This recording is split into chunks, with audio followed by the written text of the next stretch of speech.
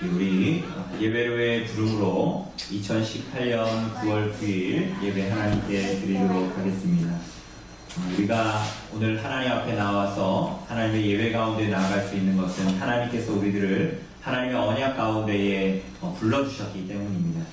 이 시간 예레미야서 33장 2절에서 3절 말씀 선포할 때 아멘으로 화답하시면서 자리에서 일어나심으로 하나님께 드리는 예배를 시작하도록 하겠습니다.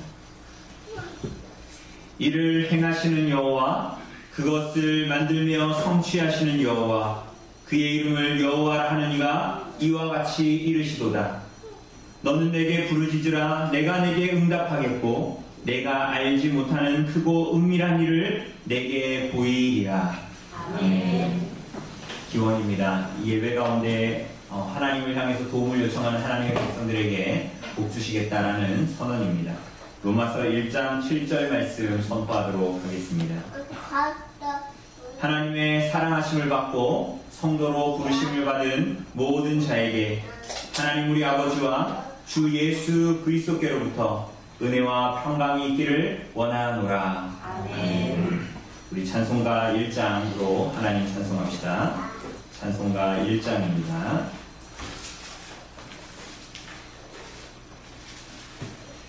찬송가 1장으로 하나님 찬송합시다.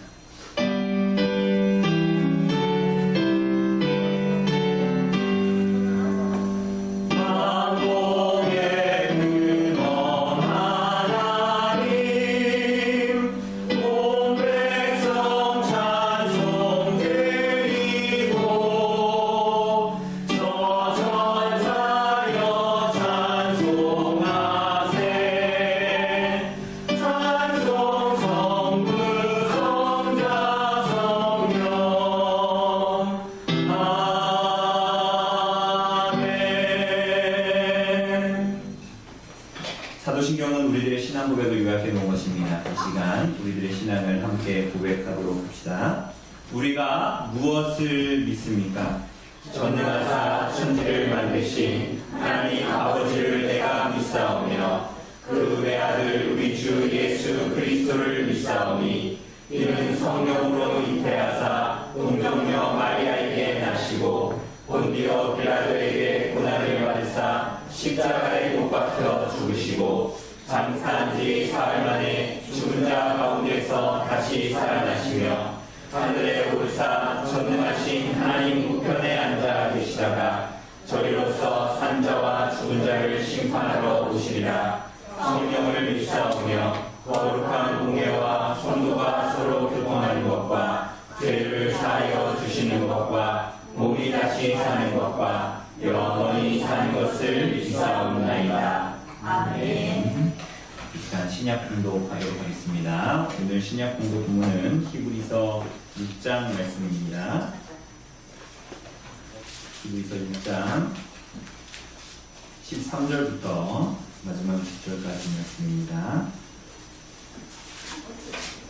신약 성경 358쪽에 있는 히브리서 6장 13절에서 20절까지의 말씀 제가 봉독해 드리도록 하겠습니다. 히브리서 6장 13절에서 20절입니다. 하나님이 아브라함에게 약속하실 때에 가리켜 맹세할 자가 자기보다 더 큰 이가 없으므로 자기를 가리켜 맹세하여 이르시되 내가 반드시 너에게 복주고 복주며 너를 번성하게 하고 번성하게 하리라 하셨더니 그가 이같이 오래 참아 약속을 받았느니라. 사람들은 자기보다 더 큰 자를 가리켜 맹세하나니 맹세는 그들이 다투는 모든 일의 최후 확정이니라. 하나님은 약속을 기업으로 받는 자들에게 그 뜻이 변하지 아니함을 충분히 나타내시려고 그 일을 맹세로 보증하셨나니 이는 하나님이 거짓말을 하실 수 없는 이 두 가지 변하지 못할 사실로 말미암아 앞에 있는 소망을 얻으려고 피난처를 찾은 우리에게 큰 안위를 받게 하려 하심이라.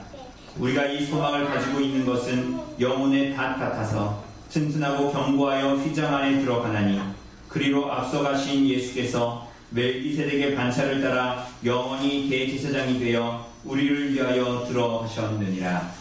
아멘. 자리에 앉아주시고요. 찬송가 27장으로 우리 하나님 찬송합시다. 찬송가 27장입니다.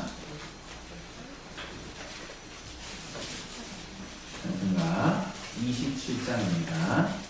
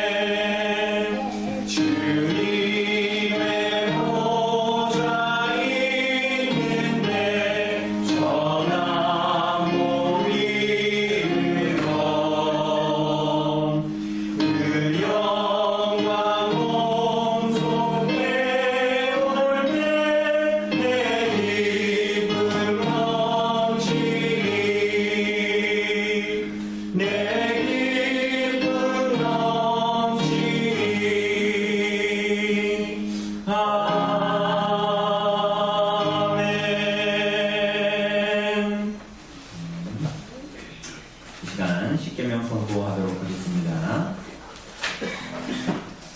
성경 표지 뒤에 있는 십계명 참조해 주시기 바랍니다. 편지시는 제가 읽고 자료문신은 성도님들이 읽어주시면 되겠습니다. 하나님이 이 모든 말씀으로 말씀하여 이르시되 나는 너를 애굽 땅 종되었던 집에서 인도하여 낸 내 하나님 여호와니라. 제1은 너는 나 외에는 다른 신들을 내게 두지 말라. 제2는 너를 위하여 새긴 우상을 만들지 말고 또 위로 하늘에 있는 것이나 아래로 땅에 있는 것이나 땅 아래 물속에 있는 것에 어떤 형상도 만들지 말며 그것들에게 절하지 말며 그것들을 섬기지 말라. 나의 하나님 여호와는 구하는 하나님인즉 나를 미워하는 저희 죄를 갚되 아버지로부터 아들에게로 삼사대까지 이르려거니와 나를 사랑하고 내 계명을 지키는 자에게는 천대까지 은혜를 베푸리라. 제3은 너는 내 하나님 여호와의 이름을 망령되게 부르지 말라. 여호와는 그의 이름을 망령되게 부르는 자를 죄없다 하지 아니하리라. 제4는 안식일을 기억하여 거룩하게 지키라. 엿새 동안은 힘써 내 모든 일을 할 것이나 일곱째가는 내 하나님 여호와의 안식인즉 너나 내 아들이나 내 딸이나 내 남종이나 내 여종이나 내 자식이나 내 문안에 오는 일이라도 아무 일도 하지 말라. 이는 엿새 동안에 나 여호와가 하늘과 땅과 바다와 그 가운데 모든 것을 만들고 일곱째 날에 쉬었습니다. 그러므로 나 여호와가 안식일을 복되게 하여 그날을 거룩하게 하였느니라. 제5는 너는 내 부모를 공경하라. 그리하여 내 하나님 여호와가 내게 준 땅에서 내 생명이 이르리라. 제6은 살인하지 말라. 제7은 간음하지 말라. 제8은 도둑질하지 말라. 제9는 내 이웃에 대하여 거짓 증거하지 말라. 제10은 내 이웃의 집을 탐내지 말라. 내 이웃의 아내나 그의 남편이나 그의 여종이나 그의 수나 그의 아내나 우는 내 이웃의 수를 탐내지 말라. 아멘. 이 시간 죄의 고백의 시간을 갖도록 하겠습니다. 오늘 십계명 서문에 나와 있는 대로 하나님께서 애굽 땅 종되었던 집에서 우리들을 인도하시고 죄에서 우리들을 구원하시고 하나님의 백성이 이 땅을 살아갈 때에 하나님의 말씀에 잇대어 살아가도록 우리들을 부르셨습니다. 그렇게 예수님께서는 하나님을 그렇게 사랑하고 우리들의 형제와 이웃을 그렇게 사랑하도록 우리들을 부르신 것입니다. 주의 계명에 비추어 지난 일주일의 삶을 하나님 앞에 돌아보며 나갑시다. 하나님 앞에 고백하고 우리 존재 자체의 부패를 하나님 앞에 고백하고 하나님의 긍휼과 자비를 기다리는 마음으로 죄의 고백의 시간을 갖도록 하겠습니다.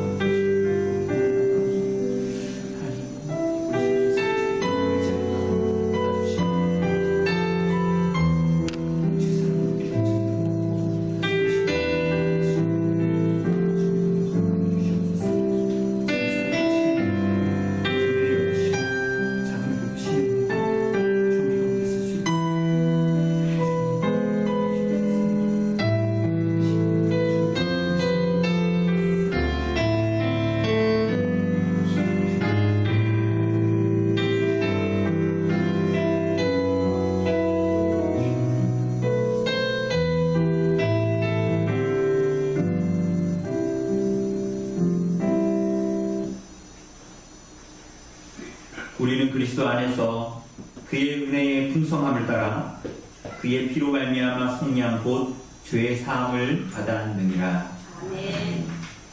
우리 시간 감사의 찬송 하나님께 드립시다. 우리 시편 3편 1절에서 6절입니다. 시편 3편 1절에서 6절입니다.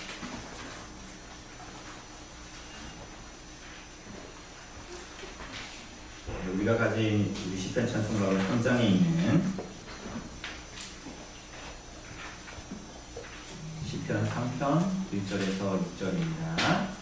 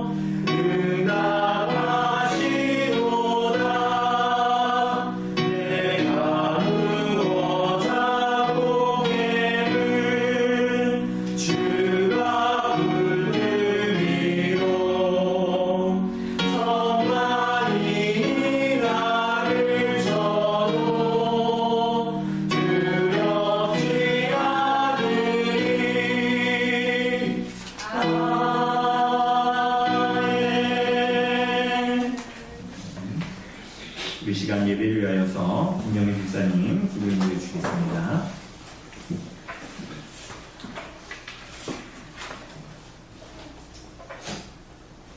거룩하신 하나님 아버지, 지난 한 주간도 변함없는 자비하심과 사랑으로 성도들의 신앙을 지켜주시는 은혜에 감사드립니다. 오늘 이 시간 예배를 통하여 세상에서 상하고 고통받는 신령들이 새 생명을 소망하며 구원의 감격을 얻게 하시고 하나님의 살아계심과 함께하심을 깨달을 수 있도록 은총을 허락하여 주옵소서. 사랑의 주님, 저희는 성도의 거룩하고 구별된 삶을 살아 하셨습니다.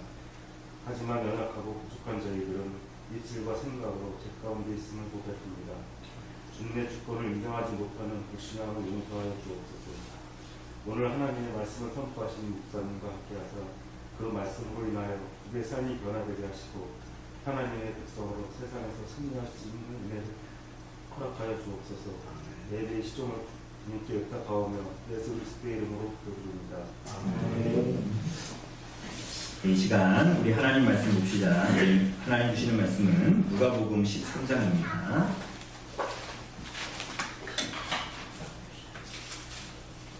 누가복음 13장 22절에서 30절 말씀입니다. 제가 가진 성경으로 신약 성경 118쪽에 있는 누가복음 13장 22절에서 30절까지의 말씀입니다. 제가 봉독해 드리도록 하겠습니다. 예수께서 각성 각 마을로 다니사 가르치시며 예루살렘으로 여행하시더니 어떤 사람이 여짜오되 주여 구원을 받는 자가 적으니까 그들에게 이르시되 좁은 문으로 들어가기를 힘쓰라. 내가 너희에게 이르노니 들어가기를 구하여도 못하는 자가 많으리라. 집주인이 일어나 문을 한번 닫은 후에 너희가 밖에 서서 문을 두드리며 주여 열어주소서 하면 그가 대답하여 이르되 나는 너희가 어디에서 온 자인지 알지 못하노라 하리니 그때에 너희가 말하되 우리는 주 앞에서 먹고 마셨으며 주는 또한 우리의 길거리에서 가르치셨나이다 하나 그가 너희에게 말하여 이르되 나는 너희가 어디에서 왔는지 알지 못하노라. 행악하는 모든 자들아 나를 떠나가라 하리라. 너희가 아브라함과 이삭과 야곱과 모든 선지자는 하나님 나라에 있고 오직 너희는 밖에 쫓겨난 것을 볼 때에 거기서 슬피 울며 이를 갈리라. 사람들이 동서남북으로부터 와서 하나님 나라 잔치에 참여하리니 보라 나중된 자로서 먼저 될 자도 있고 먼저 된 자로서 나중될 자도 있느니라 하시더라. 오늘 사랑하는 여러분, 우리가 오늘은 예수님의 비유 19번째로 보게 되는데요. 오늘 이 비유로 우리가 예수님의 비유를 이렇게 마치려고 합니다. 그러니까 주요한 비유들은 성서에 나온 주요한 비유들은 거의 대부분 우리가 했는데 이제 나머지 비유들도 되게 많거든요. 되게 많은데 그건 이제 나중에 복음서를 계속 보면서 앞으로 다루면서 우리가 좀 보도록 하겠습니다. 그래서 우리가 오늘 마지막 예수님의 비유로 우리가 흔히 좁은 문에 대한 비유다라고 말하는 이 비유를 보려고 합니다. 여러분과 제가 가진 성경은 굉장히 좋아서 우리가 읽은 단락이 제목이 잘 붙어 있지 않습니까? 뭐라고 붙어 있습니까? 여러분 책에 뭐라고요? 좁은 문으로 들어가기를 힘쓰라 이렇게 되어 있습니다. 사실은 이게 이제 오늘 비유의 핵심입니다. 오늘 이 말씀의 핵심인데 좁은 문으로 들어가기를 힘써라.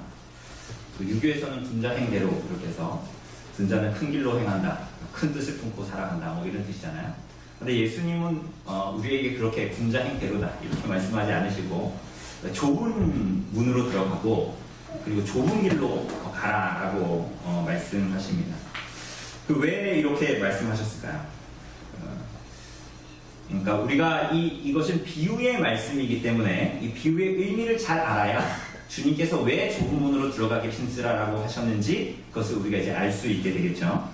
그러기 위해서는 우리가 몇 가지 좀 풀어야 될 의문들이 있습니다. 그게 뭐냐면 문으로 들어가는 것은 알겠는데 왜 그 문이 좁은 문인가? 그죠? 그러면 좁은 문으로 가라라는 것은 넓은 문도 있다라는 것이잖아요. 그죠? 그렇다면 그 문이 뭐고 이 좁은 문과 넓은 문의 좀 차이가 뭔가 뭐 이걸 알아야 될 거 아닙니까? 그죠?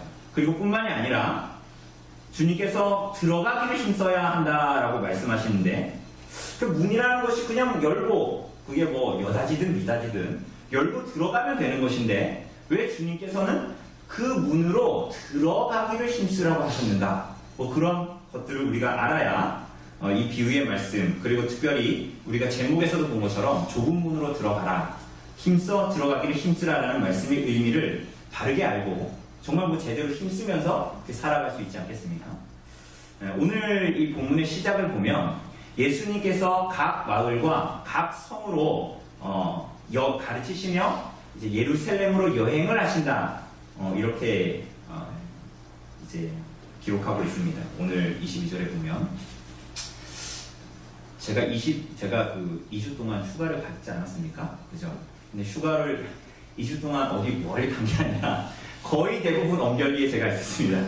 거의 2주 동안 이제 이 엄결리에서 애들과 정말 2층에 거의 안 올라가고 애들하고 있고 뭐 가까운 해수욕장 아닌 해수욕장에 가고 그렇게 했는데 저처럼 이렇게 한가롭게 아이들과 시간을 보내면서 여행을 한 것이 아니라 오늘 본문이 예루살렘으로 여행을 했다라고 이야기하지만 사실은 예수님은 저처럼 한가롭게 즐거운 여행을 한 것이 아니라 지금 이 사건은 예수님의 생애가 끝나기 3개월 전의 일입니다. 그러니까 예수님이 예루살렘으로 올라가시고 있다라고 말하지 않습니까?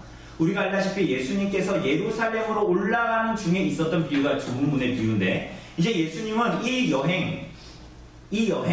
여정, 십자가에 달리기 위해서 예루살렘으로 올라가는 이 여정이 끝나면 예수님은 십자가의 고난을 받으시기 위해서 지금 가시는 거예요. 그런데 그 중에 각 성과 각 촌에 돌아다니시면서 말씀을 가르쳤다 이렇게 얘기합니다. 그러니까 이거 복음을 나타냈다, 복음을 드러냈다. 예수 그리스도를 믿어 구원 얻으라는 복음을 전파하셨다. 당신이 하나님의 아들이심을 증거하고 드러내시면서 예루살렘으로 가고 계셨다. 이렇게 이제 말합니다. 그런데 이 여행 중에 23절에 보면 여러분 더우면 에어컨 트십시오. 23절을 보면 어떤 사람이 예수님께 여쭙습니다. 뭐라고 여쭙니까? 주여 구원을 받을 자가 적습니까? 이렇게 물어봅니다. 여러분들 왜 이런 질문을 했을까요? 갑자기 뜬금없이. 근데 이게 이유가 있습니다. 왜냐하면 이 위의 문맥에 보면 18절 21절에 보면 예수님이 또 하나의 비유를 말씀하시는데 그게 뭐였습니까? 겨자씨의 비유와 누룩의 비유입니다. 그죠? 하나님의 나라를 예수님께서 설명하시는데 하나님 나라가 뭐하고 같다고요? 겨자씨 하나하고 같다라는 거야. 그리고 적은 누룩, 그러니까 이스트. 그죠? 빵 만들 때 넣는 이스트와 같다라는 거예요. 그런데 예수님께서 이걸 통해서 뭘 말씀하시는 겁니까? 하나님의 나라가 정말 겨자씨 하나 같은데 그게 나중에 심겨져서 어떻게 된다고요? 공중에 새들이 깃드는 큰 나무처럼 된다고요. 그죠? 그리고 그 누룩이 이스트가 너무 작잖아요. 그러니까 작지만 그걸 넣으면 바로 서말을 다 이렇게 퍼지는, 그죠? 그 누룩과 같다. 그래서 하나님의 나라가 너무나 작아 보이고 미미해 보이지만 너무나 큰 하나님의 나라로 성취되어지는 것이다. 이렇게 예수님께서 말씀하시면서 하나님 나라가 그와 같다라고 비유적으로 말씀하셨죠. 그런데 아마도 이 말씀을 들은 이 사람은, 그리고 오늘 본문에 나오는 이 사람은 앞에 비유를 듣고 아마도 그 말씀을 잘 깨닫지를 못했거나 그 말씀이 별로 믿기지가 않거나 혹은 좀 의심이 들었던 것 같아요. 그러니 이 사람은 하나님의 나라가 겨자씨 하나 같다고 얘기하니까, 아주 작은 물 같다고 얘기하니까, 주님, 구원받는 사람이 그렇게 적습니까? 주님, 그렇게 하나님 나라 들어간 사람이 그렇게 수가 얼마 안 됩니까? 이렇게 물어보는 거예요.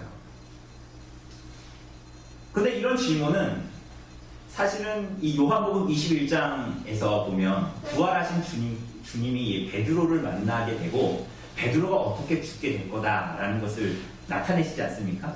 그런데 그때 베드로가 예수님께 뭘 질문합니까? 기억나세요 혹시? 요한복음 강의한 지 너무 오래돼서 베드로가 뭘 물어보니까 주님, 이 옆에 있는 이 사람, 그 사람이 누굽니까? 사랑하시는 제자가 누굽니까? 요한. 이 사람은 어떻게 될까요? 이렇게 물어보죠. 그러니까 뭐라 그럽니까? 예수님이 얘는 어떻게 될 거야? 이렇게 설명해 주십니까? 아니죠. 그러니까 내가 다시 올 때까지 얘 살려준다 해도 니하고 무슨 상관이냐? 이렇게 말씀하시죠. 부활하신 예수님이 별로 거룩하지 않은 것 같은 대답을 하십니다. 네가 뭔 상관이냐는 거예요, 그게. 그러니까 마치 그 베드로의 질문이 너무나 어리석고 한심한 질문이라는 거예요. 그런데 오늘 본문에서 나오는 이 사람, 하나님 나라에 들어간 사람이 그렇게 적습니까? 라는 이 사람의 질문도 그 베드로의 질문과 같이 참 어리석고 한심한 질문이라고 주님께서 말씀하십니다. 그걸 어떻게 할 수 있냐면 예수님이 동문서답 같은 얘기를 하시거든요. 갑자기 뭐라 그러십니까? 그 사람이 그렇게 물어보니까 하나님 나라 들어간 사람이 작다, 많다, 뭐 이런 식으로 얘기를 하셔야 되는데 예수님이 뭐라고 말씀하세요? 좁은 문으로 들어가기를 힘써라. 이게 동문서답 같잖아요. 그죠? 갑자기 뜬금없는 얘기를 하시지 않습니까? 근데 이것은 이 사람이 주님 구원받는 사람이 많을까요? 적을까요? 라는 이 어리석고 한심한 질문에 주님께서는 그러면 너 자신은 그 질문하는 너는 하나님 나라에 포함되어 있을 것 같니? 혹은 너는 그 구원받는 사람들 중에 포함되기를 원하니? 이렇게 물어보시는 거예요. 그 의미를 두고 너는 좁은 문으로 들어가기를 힘쓰라 라고 말씀하시는 것입니다. 자, 그렇다면 이 비유의 내용을 알려면 결국은 이 예수님의 말씀이 뭐냐? 이것을 알기 위해서 이 비유의 내용을 보아야 하는데 이 비유의 내용은 우리들이 알고 있고 또 간단합니다. 그게 뭡니까? 좁은 문으로 들어가기를 힘써야 하는데 나름 들어가고자 해도 들어가지 못하는 사람이 많을 거라는 거예요. 그리고 더하여서 그 좁은 문은 영원히 열려있는 문이 아니라 언젠가는 어떻게 된다고요? 문이 닫혀진다라고 합니다. 25절을 보면 그 집의 주인이 나타납니다. 그런데 그 집주인이 일어나서 문을 닫습니다. 그때 그 문으로 그 집으로 들어가지 못했던 사람들이 밖에서 문을 두드려요. 그 문을 두드리는데 왜 두드립니까? 당연히 문을 열어달라고 문을 두드리죠. 그러자 집주인이 뭐라 그럽니까? 나는 너희가 어디서 왔는지 누군지도 알지 못하겠다 이렇게 말하죠. 그러자 그 밖에 있는 사람들이 뭐라고 항변합니까? 우리는 무슨 말이에요? 우리는 당신과 함께 먹었고 마셨고 당신이 길거리에서 가르치실 때 우리가 같이 있지 않았습니까? 이렇게 말합니다. 그러자 집주인이 또 뭐라고 얘기합니까? 나는 너를 알지 못한다. 어디서 왔는지 알지 못한다. 다시 한번 똑같은 말을 반복하고 행악하는 자들아 내게서 떠나가라. 그러니까 본문에 보면 이 사람들이 뭔가 악한 일을 한 것 같아 보이지는 않는데 그죠? 이 사람들에게 뭐라고 그러세요? 악을 행한 자들이다. 너희가 악행했다. 이렇게 말씀하십니다. 이상하죠?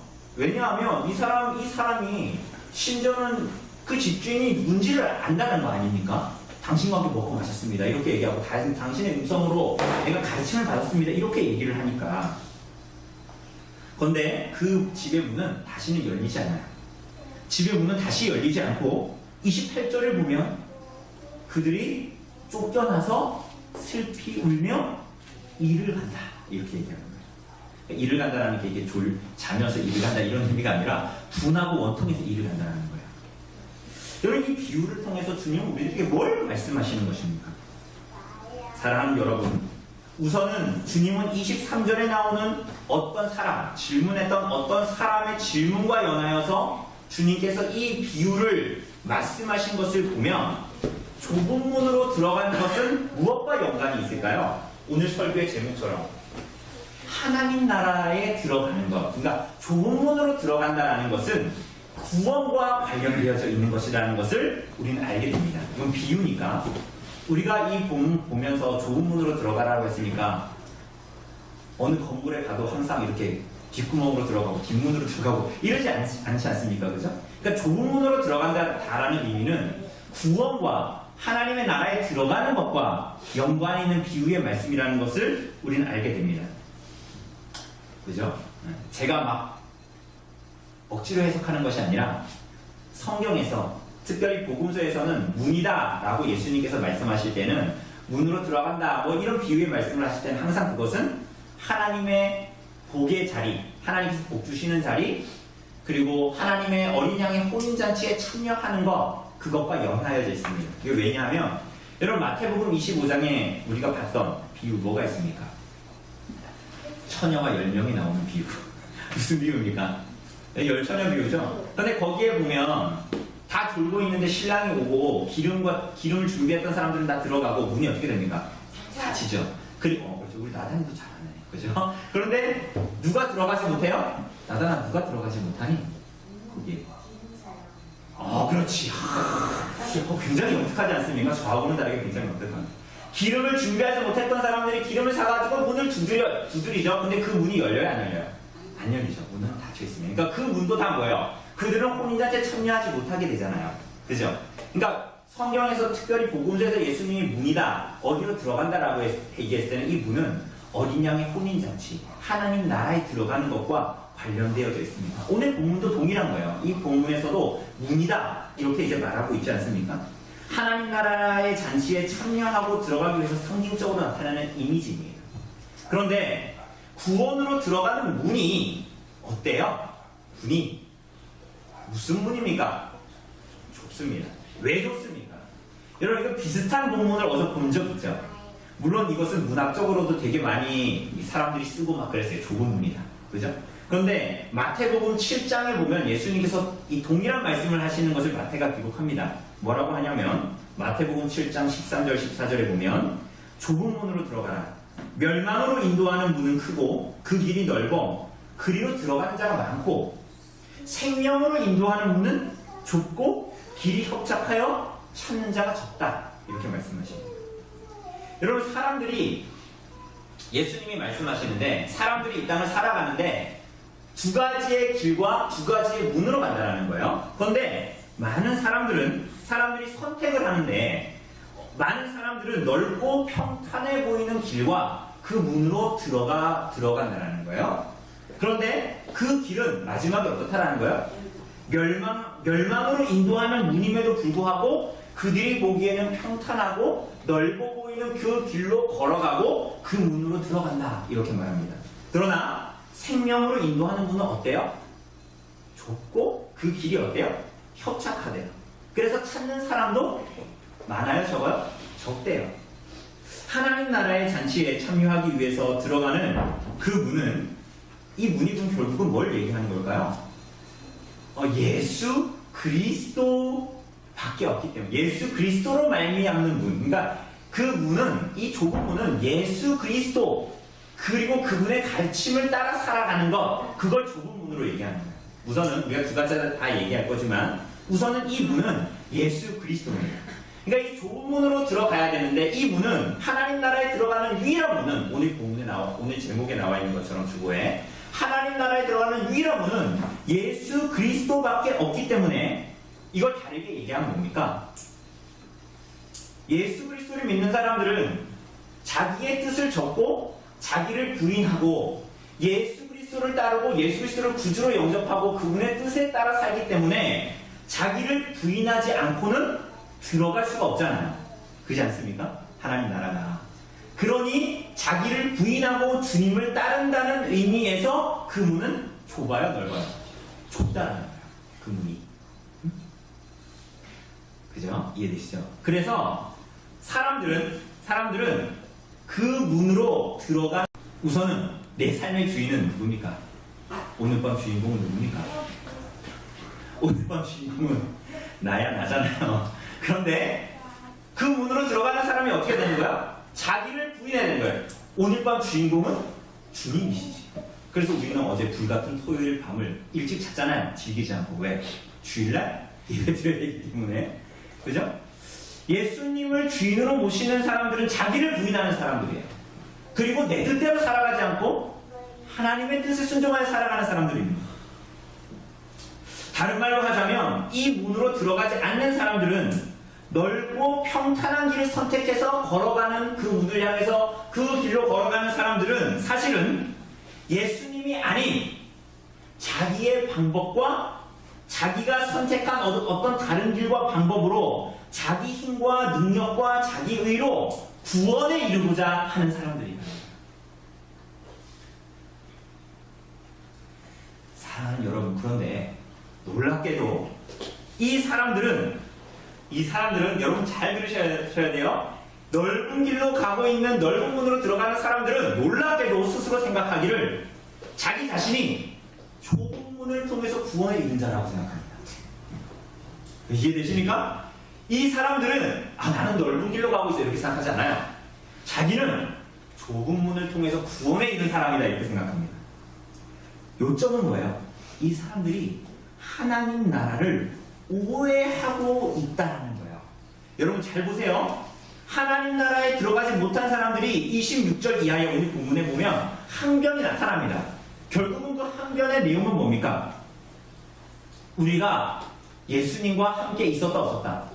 함께 있었다라는 거예요. 이 사람들이 하는 얘기가. 그들은 주님과 함께 먹고 마셨다라고 얘기합니다. 여러분, 우리나라도 비슷하지만 유대 문화에서는 같이 먹고 마신다라는 것은 친밀한 사이라는 거예요. 아주 가까운 사이. 근데 뭐 우리나라도 그렇지 않습니까? 우리나라, 저는 아무하고나 잘 먹지만 어떤 사람들은 이렇게 안 친한 사람들, 이렇게 상급자들 이런 사람들하고 밥 먹으면 어때요? 밥이 입으로 들어갑니까? 어디로 들어가는지 몰라 얘기하는데 유대 문화에서도 동일해요. 먹고 마신다라는 것은 친밀한 관계를 말해요. 또 이 사람들은 우리가 주께서 우리의 거리에서 가르치는 말씀을 들었다. 그러니까 이 사람들은 예수님을 안다라는 거예요. 그런데 이렇게 항변하는데 주님께서 하시는 말씀이 뭡니까?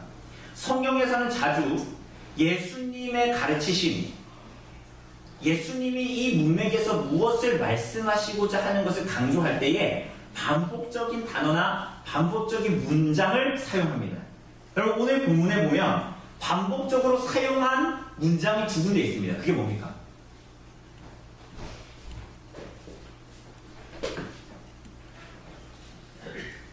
여러분 그게 뭡니까? 반복적으로 사용한 문장이 있습니다. 그게 뭐예요? 25절과 27절에 직주일이 하는 말이죠. 뭐라 그럽니까? 나는 너희가 어디서 왔는지 알지 못한다. 여러분 어떻게 그럴 수 있습니까? 서로 먹고 마신 사이인데 서로 이야기 나눈 사이인데 어떻게 모른다고 할 수 있습니까? 그런데 우리가 아까 봤던 마태복음 7장 22절 23절 이하를 보면 이게 명확해집니다. 주님께서는 마태복음 7장에서 열매로 알리라, 그들이 누군지 열매로 알리라 이렇게 말씀하시면서 이렇게 말씀하십니다. 잘 들어보세요. 그날에 많은 사람이 나더러 이르되 주여 주여, 뭐라고요? 주여, 우리가 주의 이름으로 선지자 노릇하며 주의 이름으로 귀신을 쫓아내고 주의 이름으로 많은 권능을 행하지 아니하였나이까 하리니 그때에 내가 그들에게 밝히 말하되 내가 너희를 도무지 알지 못하니 불법을 행하는 자들아 내게서 떠나가라. 사랑하는 여러분, 지금 두 본문에 나오는 사람들의 공통된 특징이 뭡니까? 누가복음과 제가 방금 읽어드린 마태복음 7장에 나오는 이 사람들의 공통된 특징이 뭡니까? 이 사람들이 주님의 이름을 부릅니다. 이 사람들이 능력을 행합니다. 이 사람들이 말씀을 가르칩니다. 쉽게 얘기하면 이 사람들이 다 집안에 성경 한두 개는 다 가지고 있는 사람들입니다. 그런데 이 사람들의 특징이 뭐예요? 그게 다예요. 다른 말로 말하면 이 사람들이 자신들이 교회의 사역에 참여했다고 생각하고 주장합니다. 여러분 그 사도행전 19장에 보면 바울이 하나님의 말씀을 전하고 성령의 능력으로 막 놀라운 일들을 행합니다. 막 바울의 솔수건을 막 이렇게 다른 사람에게 얹을 때 병이 나고 막 이런 일이 발생하죠. 그런데 그것을 본 사람들이 있었습니다. 그게 누굽니까? 제사장, 유대의 제사장 스게와라는 사람의 일곱 아들이 있었습니다. 그런데 그 사람들이 바울이 그 일들을 행하는 걸 보고 어떻게 합니까? 바울의 일을 행합니다. 바울이 했던 것을 그대로 예수의 이름으로만 행해보는 거예요. 무슨 일이 벌어졌습니까? 기억나세요? 예수님의 이름으로 그 일들을 행하자 마귀가 말하기를 내가 예수도 알고 바울도 아는데 너 대체 누구냐 하고 그 사람들 위에 올라가서 그들을 짓누르고 그들의 몸을 상하게 하니 그들이 너무나 놀라서 벌거벗고 집으로 도망했다. 이렇게 기록하고 있지 않습니까? 여러분 이 본문들은 다 우리들에게 뭘 얘기해 줍니까? 고린도후서 11장은 사탄이 자신을 광명의 천사로 가장한다. 이렇게도 말합니다. 다 무엇을 얘기하는 겁니까? 여러분 이게 다 무엇을 얘기하는 거예요? 하나님의 나라는 어떤 능력을 행하는 자가 들어가는 나라가 아니라는 거예요. 여러분 잘 기억하십시오. 하나님의 나라는 어떤 대단한 일들을 행하는 사람들이 들어가는 나라가 아니에요. 하나님의 나라는 이 땅의 사람들이 보기에 입이 떡 벌어질 정도로 선행을 하고 대단히 영광스러운 일을 한 사람들이 들어가는 나라가 아니에요. 그런 유의 일은 사탄도 귀신도 다 할 수 있어요. 그것은 하나님 나라의 백성의 열매요, 하나님 나라 백성이라는 증거도 아니고 하나님 나라 백성이 맺는 열매도 아닙니다. 여러분, 그렇다면 하나님 나라에 들어가는 백성들의 본질적인 특징이 뭡니까? 지금 예수님이 그 사람들이 나 주님하고 먹고 마시고 주님의 얼굴을 알고 주님의 음성을 알고 주님의 말씀도 들었는데 내가 주님을 모른다니요 하고 있잖아요. 그럼 하나님 나라의 본질적인 특징이 뭡니까? 하나님 나라에 속한 백성이라는 증거가 뭡니까? 그 증거가 뭐예요? 여러분과 제가 예배당 들락날락 했다는 겁니까? 여러분과 저희 집에 성경책이 있다는 거예요? 우리 집이 예수 믿은 지 3대째, 5대째 됐다는 겁니까? 아니라는 거예요. 하나님 나라의 백성의 증거는 구주 예수 그리스도와 그들이 어떠한 관계에 있는가 하는 것입니다. 예수 그리스도와 진정한 관계를 맺고 있는가 하는 것입니다. 다르게 말하면 당신이 예수 그리스도를 당신의 구주로, 당신의 주인으로 받아들이고 있는가 하는 거예요.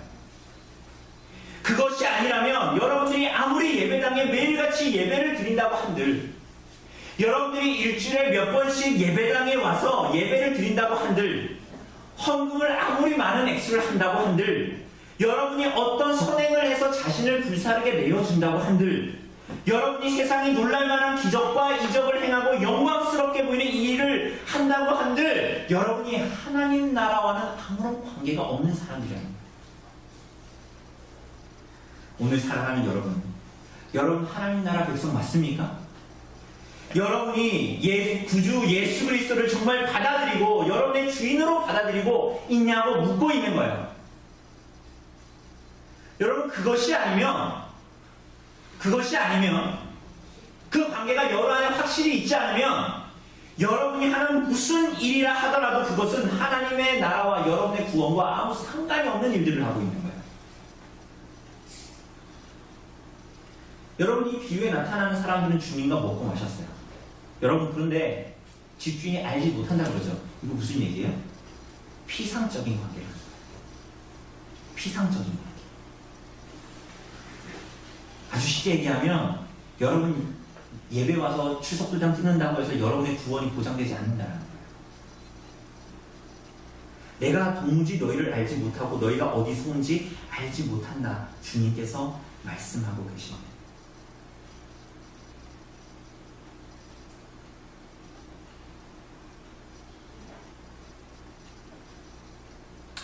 여러분, 예수님 믿고 나서 뭐가 달라졌습니까?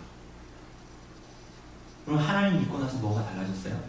그게 아까 말씀드린 대로 우리 집에 성경책 하나가 더 생겼고, 그리고 내 삶에 일주일에 한 번 예배 오는 것이 달라지는 것이 다라면 그게 내 삶에 예수를 믿고 나서 바뀌어진 삶의 모든 것이라면 여러분은 예배당이 익숙해지도록 평생 교회를 다녀도 하나님 나라와 아무 상관이 없는 자로 나타날 거예요. 슬피 울며 이를 알게 될 거예요. 그렇다면 이들의 문제가 뭐예요? 먹고 마시는 자리에 있었지만은 예수님의 가르치심을 깨닫고 중심으로 받아들이지 않았어요. 다르게 얘기하면 회개하는 삶을 살지 않았어요. 다르게 얘기하면 예수 그리스도를 믿고 그분의 말씀에 반응하는 삶을 살지 않았다는 거예요. 그래서 주님께서 이들에게 뭐라고 말씀하십니까? 행악하는 자들아, 내게서 어떻게 해라? 떠나가라. 여러분, 그래서 예수님께서 마가복음 3장 35절에 보면 예수님이 제자들을 가르치시고 무리들에게 가르치시고 있는데 어떤 사람이 와서 이렇게 말합니다. 예수님, 당신 어머니와 당신 동생들과 누이들이 찾아왔는데요? 이렇게 묻죠. 그러자 예수님께서 뭐라고 말씀하십니까? 누가 내 어머니고 내 동생들이냐? 누구든지 하나님의 뜻대로 행하는 자가 내 형제요 자매요 어머니라. 이렇게 말씀하시죠. 오늘 사랑하는 여러분, 그들이 하나님 나라에 속한 자다라고 주님께서 말씀하시는 거예요. 오늘 사랑하는 여러분, 여러분은 오늘 어떤 자들입니까? 여러분은 교회의 어떤 활동이나 어떤 참여가 여러분의 구원을 보장해 준다라고 생각하십니까? 여러분, 사실은 그것은 우리가 오늘 오후에도 볼 거지만 구약의 이스라엘 백성들이 가졌던 생각들입니다. 여러분, 하나님 나라에 들어가기에 가장 이상적인 후보자들은 구약의 이스라엘 백성들이었어요. 로마서 9장 4절 5절에서도 뭐라 그럽니까? 그들은 이스라엘 사람이라 그들에게는 양자됨과 영광과 언약들과 율법을 세우신 것과 예배와 약속들이 있고 조상들도 그들의 것이요 육신으로 하면 그리스도가 그들에게서 나셨으니 라고 합니다. 여러분, 이스라엘 백성들은 자신들이 아브라함의 혈통이라는 것 자체, 자신들이 몸에 할례의 흔적을 가졌다라는 것 자체, 그리고 그들이 이스라엘 백성이라는 것 자체, 그 자체로 구원을 확신하고 있었고 하나님 나라에 들어가서도 복락을 누릴 거다라는 것을 누구도 의심하지 않았어요. 이스라엘 백성이라면 누구도 의심하지 않았거든요. 그러나 주님께서 뭐라고 말씀하셨어요? 그 모든 혈통, 너희가 가지고 있다라는 조건, 너희가 가지고 있다라는 유산, 너희가 여러 가지 하는 활동과 참여, 그 모든 것들이 하나님 나라에 들어가는 조건이 될 수 없다라고 말씀하십니다. 그것들이 자동적으로 너희들을 하나님 나라에 들어가게 하지 않을 거다라고 말씀하셔요. 여러분, 우리들에게 더 본질적으로 얘기하면 여러분이 카톨릭처럼 영세를 받든 기독교에서 세례를 받든 그것이 여러분의 구원을 확증해주지 않는다는 거예요. 여러분 잘 기억하셔야 됩니다. 오늘 성찬하죠? 성찬에 회원들이 참여합니다. 여러분, 교회의 회원이 되었다라는 것이 여러분이 하나님 나라에 들어가는 표를 얻었다는 것을 말해주는 게 아니에요. 내가 교회의 회원이기 때문에 성찬을 받기 때문에 우리 집안이 기독교 집안이기 때문에 내가 하나님 나라에 들어가는 백성이다. 여러분, 큰 착각을 하고 있는 거예요. 돌이킬 수 없는 오해를 하고 있는 것입니다. 그런 이해 때문에 예수님은 나와 함께 먹고 마시고 가르침을 받았으나 그들이 하나님 나라에서 먼 자들이고 나에게 악을 행한 자다. 이렇게 말하고 있는 거예요. 사랑하는 여러분, 그렇다면 우리는 어떻게 하나님 나라에 들어갈 수 있습니까? 여러분, 어떻게 좁은 문으로 들어갈 수 있을까요? 표정은 좁은 문이든 넓은 문이든 그냥 아무 문에 들어가고 싶다라는 표정인데 여러분들이 지금 여러분 좁은 문으로 들어가야 돼요. 하나님 나라에 들어가는 문은 좁은 문밖에 없거든요. 여러분, 유일한 문이 뭡니까? 여러분 오늘 우리 김종민 형제 참석을 못했는데 이따 광고 시간 얘기할 거지만 다음 달에 우리 종민 형제하고 예리 자매하고 결혼하는데 종민 형제가 지난주 금요일 날에 생애 처음으로 외국에 갈 수 있는 여권이 나왔다고 해요. 굉장히 기뻐하더라고요. 여권이 나왔다고. 근데 여러분, 하나님 나라에 들어가는 유일한 여건이 뭡니까? 아무나 못 들어가는데 그 좁은 문으로 들어가는 그 유일한 여건이 뭐예요? 회개하고 하나님께 순종하는 거예요. 다르게 말하자면 죄 사함을 받기 위해 예수 그리스도 앞에 나오는 것이에요. 여러분, 그게 하나님 나라에 들어가는 유일한 여건이에요. 그런데 문제가 생긴 거예요. 이걸 받기에는 턱하고 장애가 생기는 거예요. 그게 뭐예요? 사람들은 좁은 문으로 들어가는 유일한 길인 예수 그리스도를 통하고 싶지 않다라는 문제예요. 사람들은 다 자기가 원하는 방법으로 이 땅을 살아가다가 천국에 가기를 원해요. 여러분, 그러나 하나님 나라에 들어가려면 각 사람이 반드시 누가 원하는 대로, 하나님이 원하시는 대로, 하나님이 열어주시는 방법대로 좁은 문으로 들어가야 합니다. 동시에 좁은 문으로 들어가기를 힘써야 합니다. 무슨 말입니까? 사랑하는 여러분, 우리가 좁은 문으로 하나님 나라에 들어가기 위해서 좁은 문으로 들어간다는 것은 우리의 유일한 목자장이신 양의 문이신 예수 그리스도의 인격과 그분의 공로와 사역을 믿고 의지해서만 들어간다라는 거예요. 하나님의 나라에. 그럼 여러분 이런 생각 들잖아요. 예수님 믿는 게 어려운 거야? 그냥 내가 믿는다니까? 그래서 교회 간다니까? 그냥 내가 예배 드리잖아. 뭘? 나 예수 믿는다는데. 여러분 거기서 그치면 슬피 울며 이를 감이 있을 거야. 이 사람은 하나님 나라에 못 들어가는 사람들이에요. 왜냐하면 그 본질적인 의미는 다르게 얘기하자면 이런 내용이에요. 예수님을 구주로 영접하기 위해서는 나를 부인해야 되는 거예요. 이게 핵심이에요. 예수님을 내가 구주로 영접했다고 하면 예배드리면 끝이야. 그렇지 않아요. 예수님을 구주로, 구원의 주로 영접했다라는 것은 나를 부인하는 거예요. 여러분 여전히 예수님을 구주로 믿는다고 하면서 여전히 인생을 살아가면서 나 자신이 부인되지 않는다면 그 사람은 좁은 문으로 들어가는 사람이 아니에요. 여러분 반드시 확인하셔야 됩니다. 자기가 어디 자리에 있는지. 이 땅을 사는 사람들이 끊임없이 포기하지 못하고 붙들고 있는 것이 뭡니까? 돈입니까? 이거 아니에요. 나예요, 나. 돈은 나를 위해서 필요한 거잖아요. 우리가 여러분과 제가 생각하고 이 땅의 사람들이 생각하고 행동하고 느끼고 바라는 것 하나하나를 잘 생각해보면 어떤 이유와 명목을 붙이건 간에 그게 뭘 위한 거예요? 나 자신을 위해서 하는 거잖아요. 그럼 그렇지 않습니까? 그래서 이 땅을 살아가는 모든 사람들이 자기를 우상으로 섬기고 살아갑니다. 아닙니까? 혹은 나를 닮은 자식들을, 자녀들을 우상으로 붙들며 살아가기도 합니다.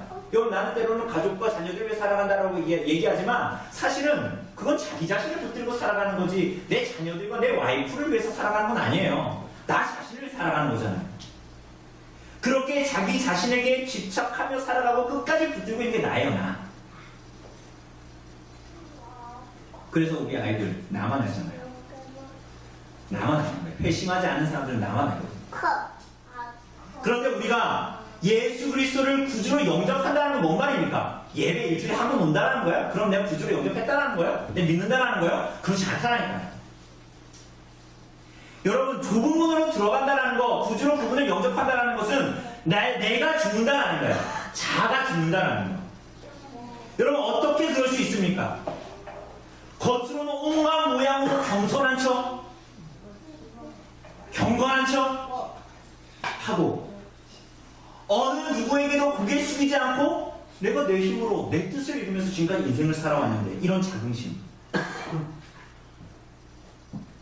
누가 내 자존심과 신기를 조금만 건져도 폭발해버리는 자기 교만. 내가 너보다 못한 게 뭐야? 네가 뭔데 나한테 그렇게 얘기해? 하는 자기 오만. 이것이 우리 구주 예수 그리스도 앞에 다 무너져 내리는 거예요. 이게 바로 자기 부인이에요. 이것의 시작은 뭡니까? 그렇게 애지중지하던 나 자신의 자아의 실체를 바르게 보는 데서부터 시작하는 거예요. 옛날에 어땠습니까? 다 사람들이 자기 잘난 말을 하잖아요. 자기 자랑, 자기 교만, 자기 오만. 야 나만 큰만해. 나 잘 사는데? 정말 그래? 여러분에도 괜찮다고 생각하는 교만하고 오만하고 자기 자랑으로 가득하고 자기 자긍심으로 가득한 자아가 사실은 하나님 앞에는 더럽고 냄새나고 추하고 그렇게 자기 잘난 것에 살아가다가는 결국은 비참하게 멸망으로 들어가는 하나님 앞에 죄인일 뿐이라는 것을 목도하는 것. 그것이 바로 자기 부인의 시작인 거예요. 자기가 죽는 것의 시작인 거예요. 그게 예수님을 구주로 영접했다는 증거예요. 오늘 사랑하는 여러분, 여러분은 좁은 문으로 들어가기를 힘쓰고 계십니까? 여러분, 주님께서도 좁은 문으로 들어오라고 하십니다. 주님 앞에 나오라고 하십니다.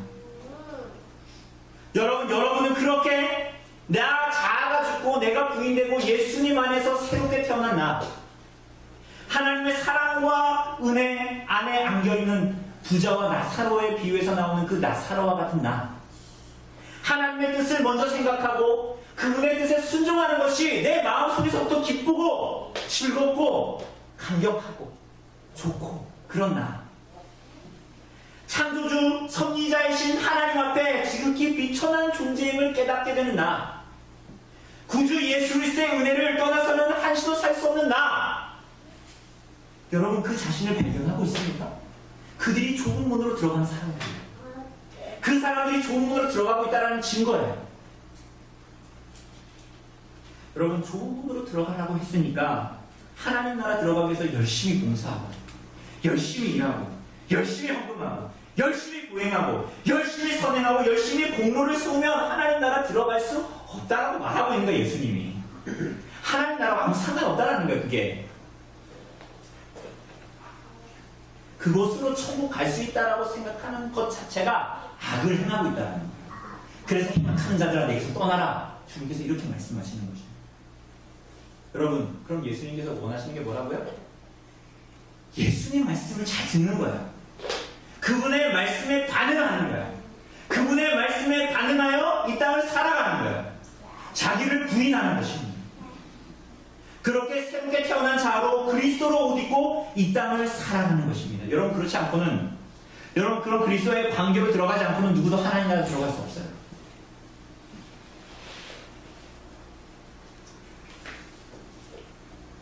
오늘 사랑하는 여러분은 어떻습니까?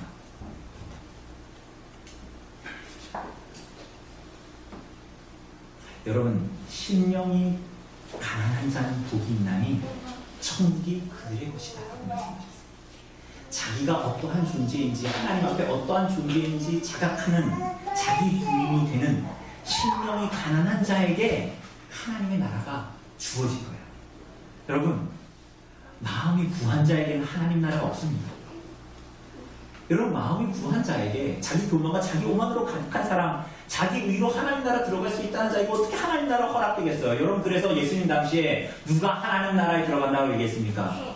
그 인생의 루저 같은 사람들 세리와 창기와 같이 나에겐 아무 의가 없고 예수 그리스도를 붙드는 자들 내가 예수님께 나아갈 수 없어서 자기의 가장 귀한 것을 예수님의 발 앞에 깨뜨리고 자기 머리털로 예수님의 발을 닦으며 눈물을 흘리는 그 세리와 창기와 같이 심령이 가난한 자 자기가 하나님 앞에 어떠한 주인인지를 아는 자 구주 예수 그리스도께만 소망이 있는 자 그들에게 하나님의 나라가 주어졌다라고 예수님께서 말씀하신 거예요. 여러분 하나님의 나라 소유하고 있습니까? 좋은 문으로 들어가고 있습니까? 여러분은 자기 부인하는 자로 이 땅을 살아가고 있습니까? 하나님의 말씀에 반응하고 있습니까? 사랑하는 여러분 좁은 문으로 들어가시기를 힘쓰기를 바랍니다. 그리스도의 공로만을 의지하고 그분의 뜻을 따라 쫓아 이 땅을 살기를 바라요. 여러분 여러분의 삶의 본질적인 삶의 변화와 복음에 합당한 생활이 있어야 돼요. 여러분 그렇지 않다면 하나님의 나라는 여러분이 들어갈 수 없는 나라입니다. 여러분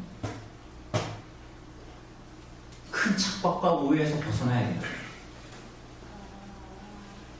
여러분 유대인들은 아까도 말씀드렸다시피 자신이 율법을 가지고 있는 백성이고 자기 아버지가 아브라함이고 자기의 족보가 유대인의 족보고 약속이 있다는 것을 계속 들어왔기 때문에 그게 마치 조건이 돼서 하나님 나라 들어가는 줄 알았어요. 여러분과 제가 외형적인 세례를 받았죠. 여러분과 제가 형식적으로 교회에 출석을 하고 여러분과 제가 종교적인 감성에 젖고 감정을 가지고 있고 외적인 경험을 가지고 있다는 것이 하나님 나라에 들어간다는 보장이 아니에요. 여러분 예수 그리스도께서 여러분에게 정말 누굽니까? 여러분 정말 주인 맞아요? 예수님이 정말 여러분의 주인입니까? 아니면 여러분의 자신이 여러분의 삶의 주인입니까?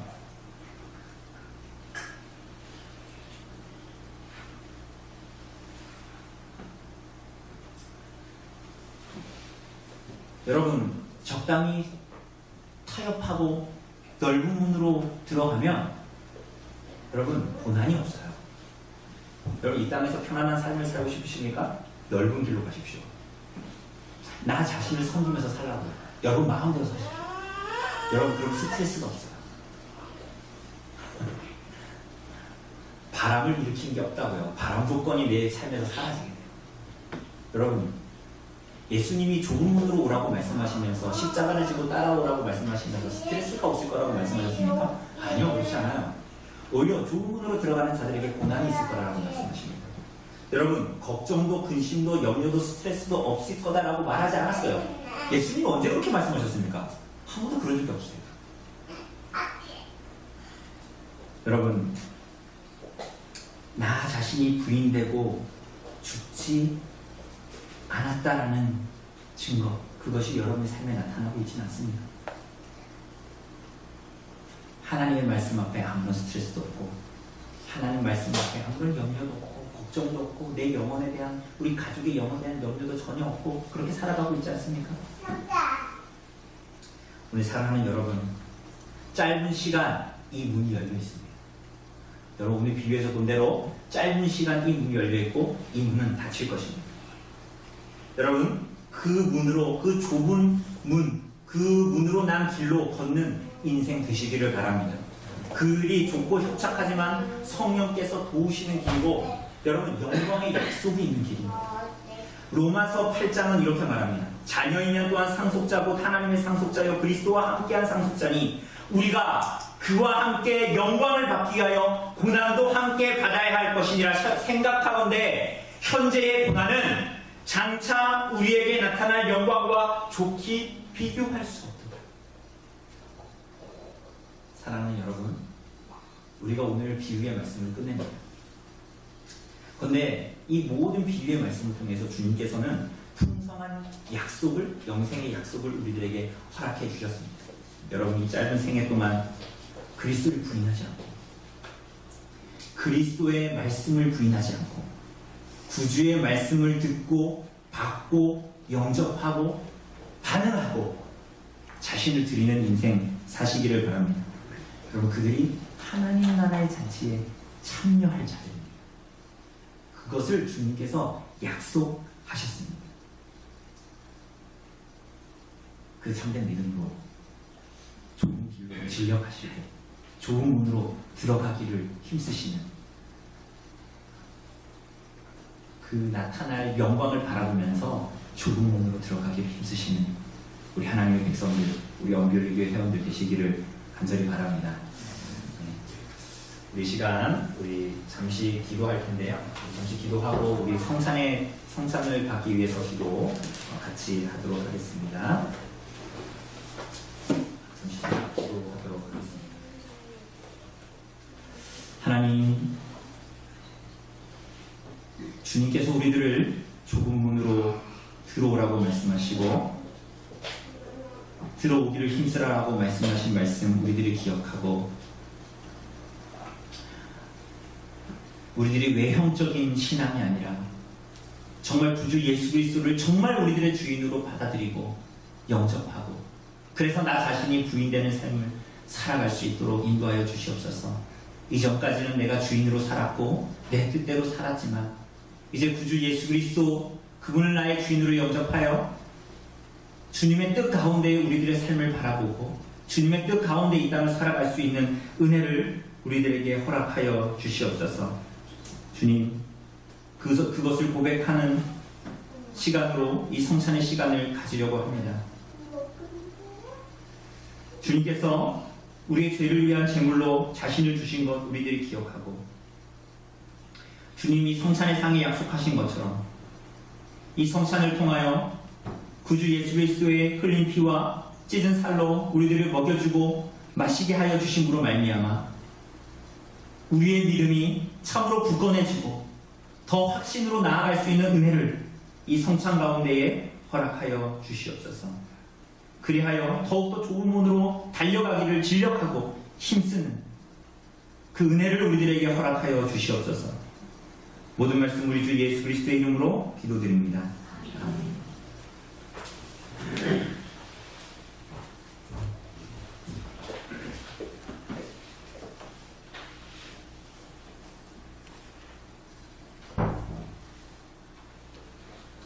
이 시간 우리가 성찬에 참여할 때에 우리가 하늘의 떡인 그리스도로 먹여주시고 또 마시게 해주신 우리가 그 말씀을 온전히 기억하고 믿음으로 이 상 앞에 나오시기를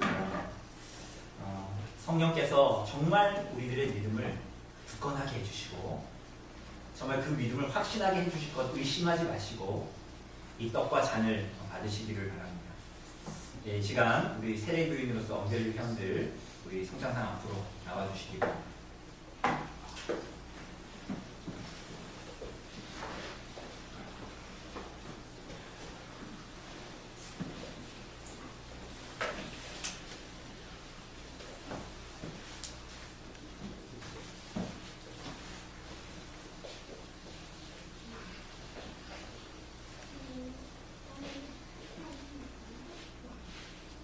제가 말씀 읽어드리도록 하겠습니다.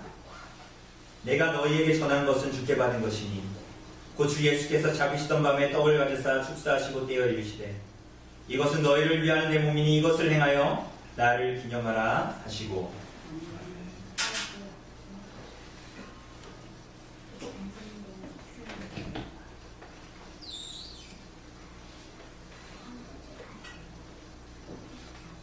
예수께서 십자가상에서 그 몸을 다 찢으신 것은 다름이 아니라 바로 여러분과 저의 죄를 사하시기 위함이었습니다. 우리가 그것을 믿고 그리스도의 대속의 제사 때문에 우리가 하나님 앞에 나온 것을 믿고 이 떡을 받으시기를 바랍니다.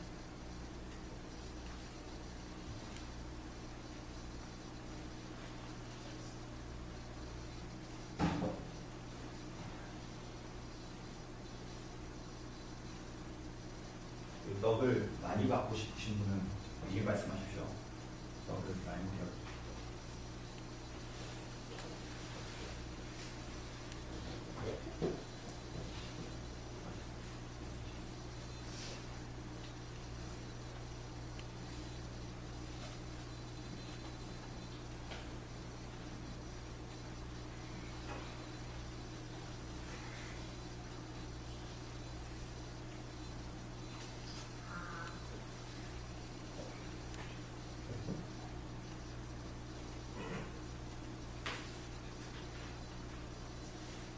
말씀을 읽어드립니다.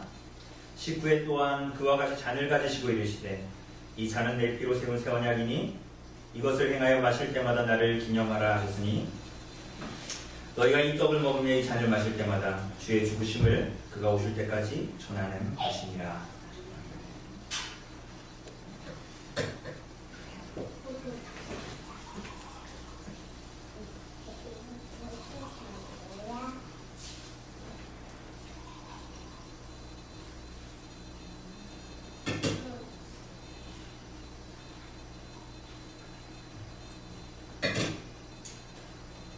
우리가 감사하는 이 잔은 그리스도의 피에 참여하는 것입니다. 그리스도께서 십자가에 달려 죽어서 다 흘리신 피는 여러분과 저의 죄를 속하기 위한 것임을 믿으시고 이 잔을 받으시기를 바랍니다.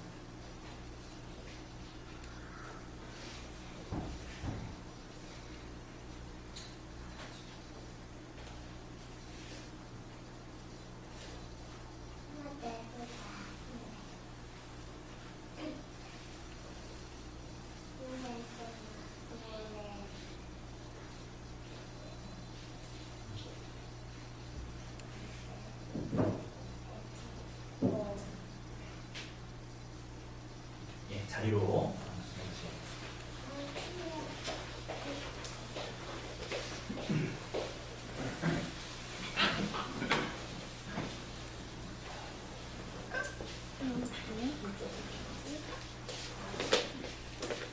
네, 우리 감사의 기도 하나님께 드립시다.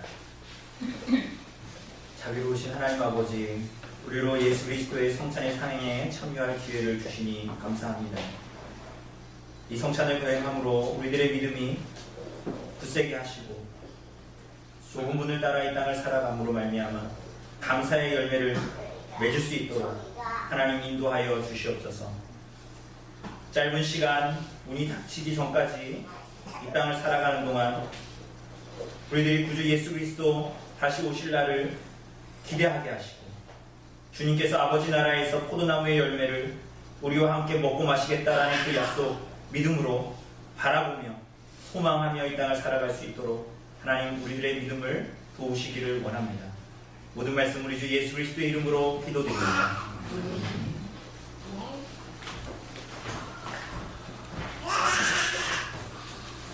우리 찬송 216장 1절 4절 찬송하시면서 준비하신 헌상하도록 하겠습니다. 준비하신 216장 우리 찬송하시면서 헌상하도록 하겠습니다.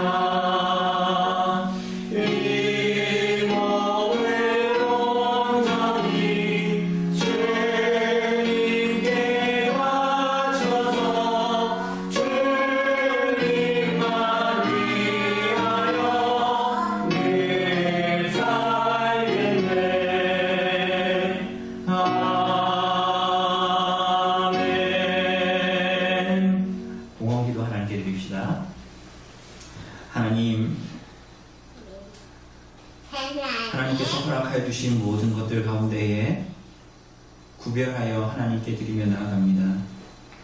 하나님, 이 구별하여 드림이 우리들의 삶을 하나님께 구별하여 드리는 삶으로 나타날 수 있도록 산제사로 하나님께 우리들의 삶을 드릴 수 있는 고백이 되어줄 수 있도록 하나님 인도하여 주시옵소서. 우리 성도들 한 사람 한 사람의 믿음을 도우시고 영육간에 필요한 모든 것들을 하시는 주님께서 하나님의 은혜 가운데에 그 모든 것들을 채워주시고, 그러므로 말미암아 하나님께서 우리들의 삶에 허락하시는 것과 원하시는 것을 주신 줄을 알고 겸손하며 하나님께 감사함으로 하나님의 뜻을 따라 살아갈 수 있는 하나님의 백성들 되어질 수 있도록 하나님 은혜를 베풀어 주시옵소서. 이 모든 말씀 우리 주 예수 그리스도의 이름으로 기도드립니다. 자리에서 일어나셔서 찬송가 635장 찬송 드립시다. 찬송가 635장입니다.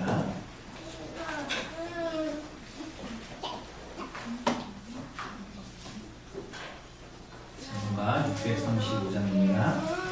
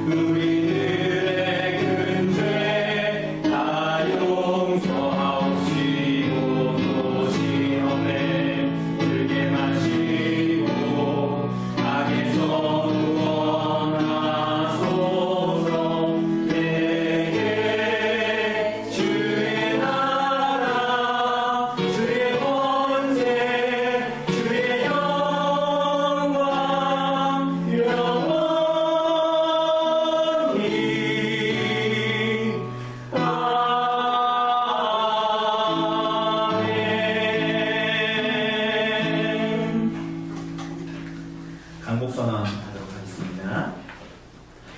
주 예수 그리스도의 은혜와 하나님의 사랑과 성령의 교통하심이 너희 무리와 함께 있을지어다. 아멘.